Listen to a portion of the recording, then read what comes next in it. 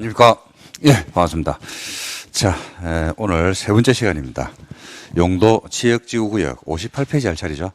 예, 여기 가도록 하니까 58페이지입니다. 이번 주부터 학원이 좀 풀렸습니다. 풀려서 조금 나오셨는데, 2주 정도, 정부에서는 2주 정도 더 연장을 했으니까 조금만 지나면 좀 괜찮지 않을까. 많이 좀 누그러졌잖아요. 그죠?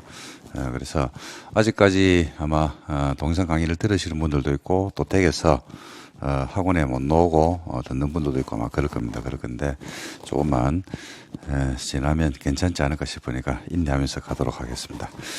자, 오늘 세 번째 시간입니다. 세 번째 시간인데 첫 주는 OT, 그 다음에 부동산 공법의 전반적 논리적 체계, 그 다음에 국계법의 목차 이런 것들을 가지고 수업을 했기 때문에 크게 진도 나간 건 없습니다. 전주부터 우리가 진도를 좀 많이 나갔죠. 그죠? 저번 주에 세 가지, 광역 도시계획, 그 다음에 기본계획, 그 다음에 관리계획, 이 세 가지에 대해서 설명을 드렸습니다. 오늘은 이제 용도 지역구역을 할 건데, 한번 전체 여러분들하고 목차를 한번 잡아보고, 다시 오늘 수업하고 연결을 시키도록 하겠습니다. 복습을 한 5분 정도만 간단하게 할게요. 자, 우리가 지금 전체 목차를 잡을 건데, 배우고자 하는 법률이 국토를 어떻게 하던가요? 계획을 세웠죠. 그죠? 선계획입니다. 계획만 세워서는 돼요? 안 돼요? 안 되죠. 계획 세웠으니까 계획 세운 대로 뭐 해야 된다? 이용을 해야 됩니다. 여러분들이 합격하기 위해서 계획만 세우면 안 되잖아요. 그죠? 실천해야 되죠. 그죠? 그래서 계획도 세우고 그 계획 세운 것에 대해서 이용을 하는 것에 관해서 다루고 있는 법률입니다. 그러니까 테마가 두 가지가 형성되어 있어요. 하나는 무슨 테마 한 개가 있냐면 계획 테마 한 개, 또 한 개는 이용 규제, 그렇게 써 있죠. 그래서 선계획 규제니까 당연히 뭐부터 나와주는 게 맞냐면 계획부터 나와주는 게 맞죠. 그래서 가장 먼저 책을 넘기면 가장 먼저 나오는 계획이 무슨 계획이 있습니까? 광역 도시계획이 있습니다. 광역 도시계획. 공부에서 이런 광역이란 말이 나왔다 이러면 광역은 어떤 개념을 가져가냐면 어디에서 두 개 이상의 시 또는 군에서의 뭐를 제시한다? 장기적인 발전 방향을 제시합니다. 근데 여기서 말하는 두 개는 막연한 두 개는 아니었죠. 그죠? 상호 인접해야 됩니다. 그리고 두 개 이상의 시 또는 군의 전부 또는 일부가 되는데 우리 대한민국 전역에서 상호 인접한 두 개 이상의 시 또는 군의 경우 수가 엄청나게 많이 나오잖아요. 그죠? 그래서 뭐부터 해줘야 돼요? 먼저 지정. 그죠? 지정을 먼저 해야 되죠. 지정. 관할이 동일하면 도지사가 지정하고 관할이 다르면 국토교통부 장관이 지정합니다. 지정한 지역에 맞는 계획을 수립하고 승인하는데 광역은 두 개 이상의 시 또는 군에서 만들기 때문에 누가 수립을 하게 되냐면 공동으로 합니다. 공동. 누가 한다고요? 공동으로. 안 하면 누가 해요? 지정권자가. 하는데 싸우죠. 그러면 조정을 누가 해줍니까? 지정권자가. 승인도 누가 하고? 지정권자가 하고. 그죠? 그렇게 정리하시면 돼요. 그 다음에 배웠던 계획이 관할 지역의 발전 방향을 제시하는 무슨 계획이 있냐면 도시군 계획이 있습니다. 도시군 계획은 어디에서 발전 방향이라고 알고 계시냐면 관할 지역 안에서의 장기 발전 방향이고 관할의 법적 개념은 여러분들이 이제 수업을 들었습니다만은 굉장히 중요한 개념이죠. 그죠? 공법 전반을 우리가 특광시장 군수가 굉장히 많이 나오는데 특광시장 군수 내지는 중앙관서의 논리 체계에 대해서 말씀을 드렸고 이걸 여러분들이 앞으로 시험 칠 때까지 뿐만 아니라 시험 이제 치고 나서 시험을 치르고 난 이후에도 계속 활용을 하셔야 돼요. 그래서 제일 말단에 누가 있냐면 시군구가 있고 그 다음에 시도가 있죠. 그 다음에 중앙관서. 중앙관서로서는 우리 공부에서 제일 많이 나오는 게 뭐가 있습니까? 국토교통부가 있습니다. 교통부. 그래서 여기에서 발전 방향인데 발전 방향의 모습에 따라서 두 개로 나눠요. 그죠? 그게 추상적이냐 구체적이냐에 따라서 두 개로 나누죠. 추상적 발전 방향을 제시하면 그걸 뭐라 그런다? 도시군 기본계획이라고 불러요. 그래서 도시군 기본계획은 어디에서의 발전 방향이냐면 관할 지역 안에서의 장기 발전 방향을 제시합니다. 관할로 범위를 정해놨죠. 그러니까 지정할 필요가 없습니다. 어떻게 하면 돼요? 수립하고 승인하면 됩니다. 기본계획의 수립권자가 누굽니까? 특광 시장군수. 시장군수가 수립한 기본계획은 누가 승인하고? 도지사. 특광이 수립한 기본계획은 스스로가 확정을 합니다. 그죠? 자, 근데 기본계획은 관할 지역의 발전 뭐만 제시하냐면 방향만 제시하잖아요. 그죠? 방향만 가지고 발전을 이룰 수가 없으니까, 그죠? 그 방향으로부터 지침을 받아서 추상적 계획을 구체화시켜주는 계획이 있습니다. 그게 바로 무슨 계획입니까? 도시군 관리 계획이 있다. 이래 보시면 됩니다. 그래서 관할 지역의 발전 방향을 제시하는 도시군 계획은 추상적 기본 계획 1개, 그 다음에 구체화되어 있는 무슨 계획 1개, 관리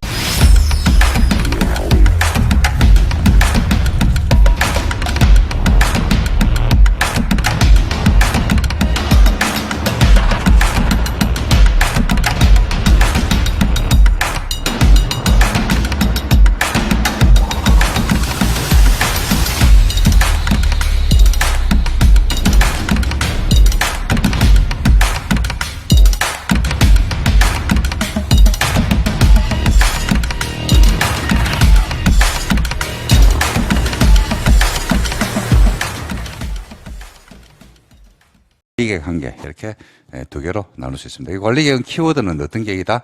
구체적 계획이라는 사실이 우리가 키워드입니다. 그러면 구체적 내용이 나와야 돼요? 안 나와야 돼요?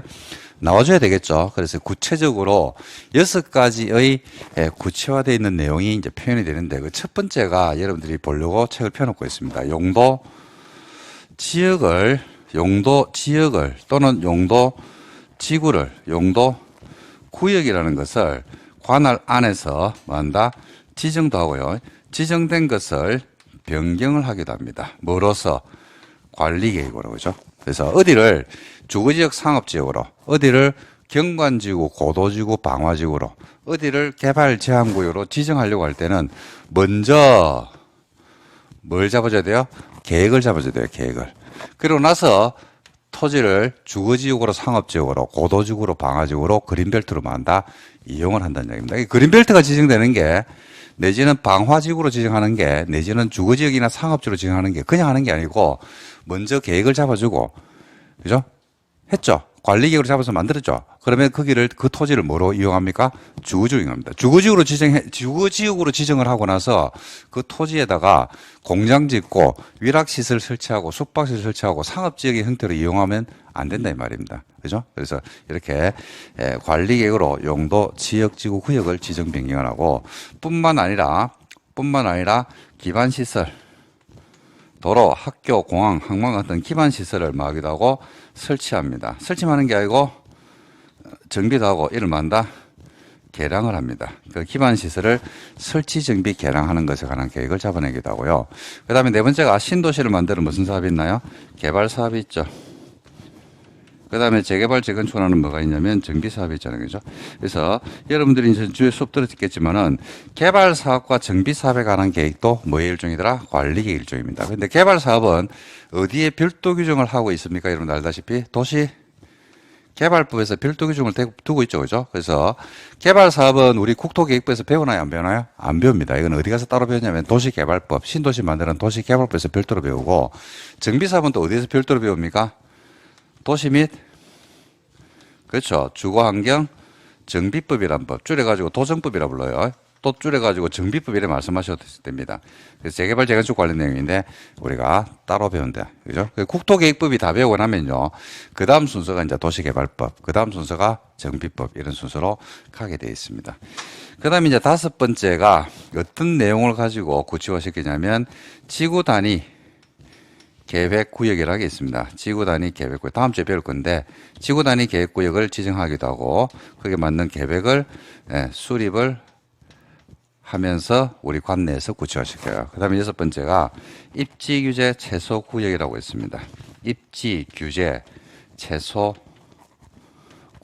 있거든요. 여기를 우리 관내에서 지정을 하기도 하고 거기에 맞는 계획을 수립해서 우리가 규제를 하고 있더라 이렇게 보시면 됩니다. 그래서 관리계획은 몇 가지 내용이 나오냐면 이 6가지가 관리계획으로 표현이 된다고 보시면 되고 6가지에서 시험 문제가 딱 몇 문제가 나오냐면 21문제가 나와요.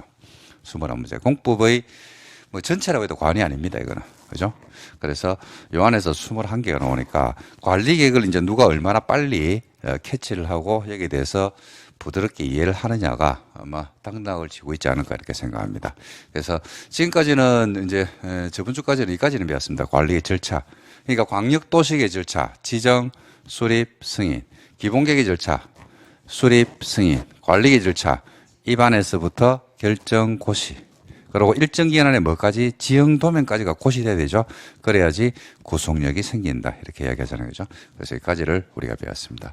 자, 오늘은 절차적인 부분 배웠기 때문에 용도, 지역, 지구, 구역이 어떻게 지정되고 어떻게 변경이 되고 하는 것은 관리계획의 이반결정 고시라는 절차를 거쳐서 정해지기 때문에 배웠고, 용도지역이 뭐냐, 용도지구가 뭐냐, 용도구역이 뭐냐라는 걸 배우게 될 겁니다. 자, 그래서 요 하나하나를 정리를 지금부터 한번 해보도록 하겠습니다. 이게 전체 목차니까요. 여러분들 자꾸 보시면서 매 수업할 때마다 항상 가장 먼저 전체 목차 흐름을 가지고 예습 복습을 할 겁니다. 그 다음에 이제 세부적인 내용을 가지고 정리를 해드릴 테니까 항상 관심을 가지면서 보시면 돼요. 인위적으로 일부러 외울 필요는 없습니다. 이게 목차인데 외울 필요는 없고 물 흐르듯이 그렇게 가주는 거예요. 물 흐르듯이 이렇게. 그죠? 자, 용도지역부터 한번 보겠습니다. 자, 58페이지 한번 볼까요?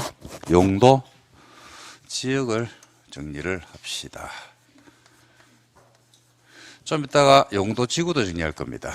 용도 구역도 정리할 겁니다. 자, 뭔 말인지를 봐야 되거든요. 자, 용도지역이 어떤 의미를 가지는지를 보셔야 되는데 58페이지를 보시면요. 용도지역, 용도지구, 용도구역에서 세 개를 다 묶어놨죠. 이거는 비교입니다. 비교. 지역, 지구 이걸 비교하는 거. 간혹 가다가 시험에 출제하거든요. 근데 이거는 이제 용도지역이나 지구나 구역을 다 배우고 나서 보시면 되겠죠. 그러니까 일단 보류해 두시고 용도지역제가 어떤 개념으로 쓰이는지를 한번 보도록 하겠습니다. 59페이지 한번 볼게요. 자, 용도지역의 의 한번 봅시다. 의. 자, 법조문에서 뭐라고 이야기하는지를 한번 보고 그 다음에 제가 따로 또 설명을 드리겠습니다. 용도지역이란 것은 토지 이용, 건물의 용도나 건폐율, 처음 듣는 말이죠. 그죠? 좀 더 설명하겠습니다. 용적률, 역시 처음 듣는 말이죠. 높이를 제한함으로써 제한하는 겁니다. 제한, 규제. 토지를 경제적이며 효율적으로 이용하고 공공복리 증진을 도모하기 위해서 서로 뭐하지 않게, 중복되지 않게, 서로 중복이 안 돼요. 용도지역끼리는 상호간에 중복을 못 합니다. 왜 못 하는지도 설명드릴게요. 관리계획으로 결정하는 지역을 말한다. 뭐로 지정한답니까?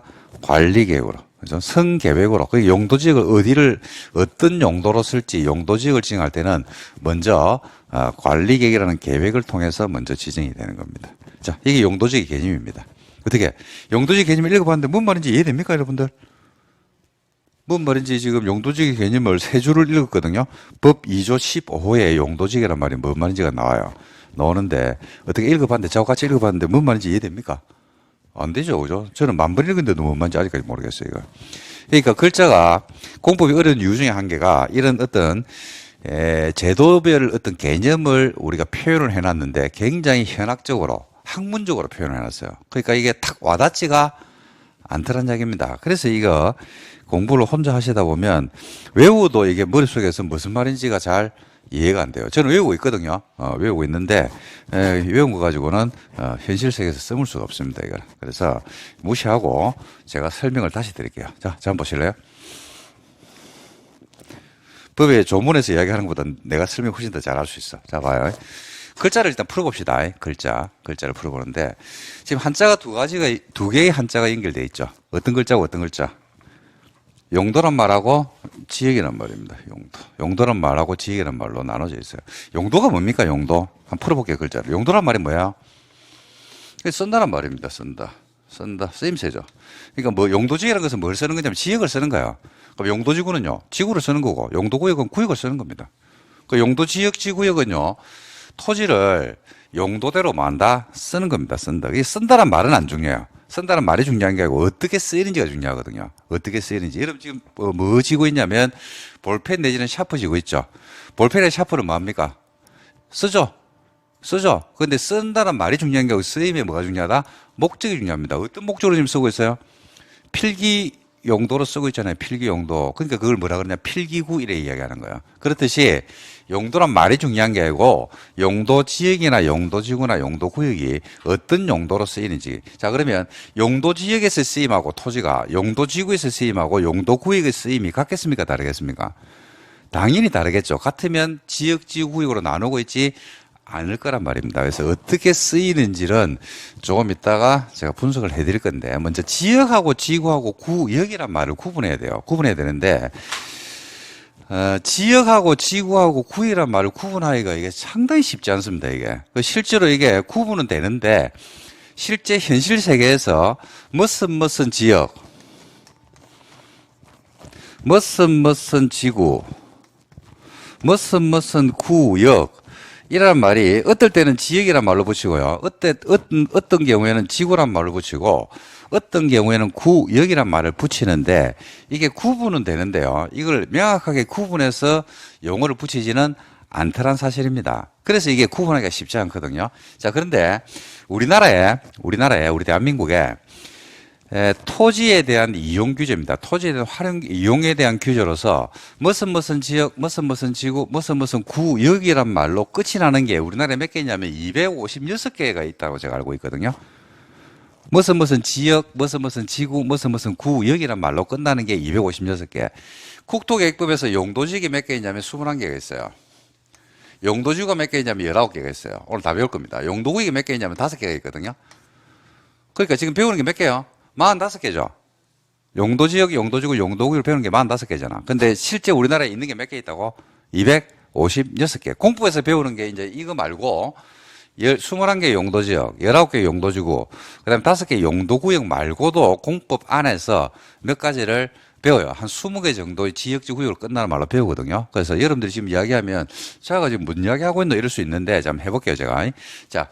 지역지구 구역으로 끝나는 말이 여러분들이 알고 있는 게 많다니까요. 자, 우리 공부에 있는 것부터 해볼게요. 먼저 용도지역, 용도지구, 용도구역 말고 있는 거 투기 과열지구, 조정대상 지역,